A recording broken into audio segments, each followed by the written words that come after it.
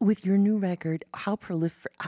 Where did you come up with that amount of songs to put on one record? Had these all been like rattling around in your head or did you just have a huge creative spurt of like, I got to get all these down and I want them all on one record? Well, I think the times right now are driving me. And there has been a lot of material written since, well, the early 21st century with Scarlet's Walk, and that was a long record, The Beekeeper. There are these novels, but this American Doll Posse was conceived while I was touring in the States after the last election. And I didn't understand what had happened to the women. I'm going to just be truthful because I was touring and I was starting to observe women, particularly American women. And I was just trying to figure out what happened to us, because you can't support an administration that doesn't support you fundamentally.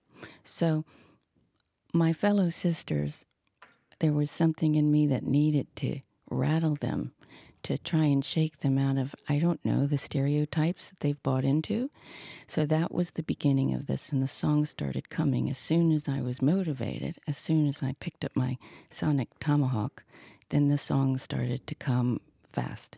I think there is something to be said for certainly women, and I mean, almost like the whole country became paralyzed with fear. And I think fear became the motivator for a lot of the things we did, whether it be voting or how we thought. And I think, as you know, I mean, that can be a pretty powerful motivator. It doesn't do much as far as pushing you forward or propelling you where you should be. But, you know, you can get stuck by being afraid. Yes, we've seen that to be true. So it seemed to me at the time when the songs started coming that maybe, just maybe, I mean, I'm a minister's daughter, and some of the people in my family are Republicans, and it's not about, I mean, there's some really great people that are, and I love them, and there's some not so good people that are Democrats, so let's just get out of that. And I was thinking, but as a preacher's daughter, there's one thing I do understand. I know how the religious right wing operates, and they're very clever. And so I thought, well, how do you combat this use of fear, this use of, you know, people being frozen into these stereotypes? And you have to fight ideology with ideology. So I thought, what is the thing they believe in? And a male figure, that is the authority, a male god. So I thought, well, let's bring on a female authority and let's bring on loads.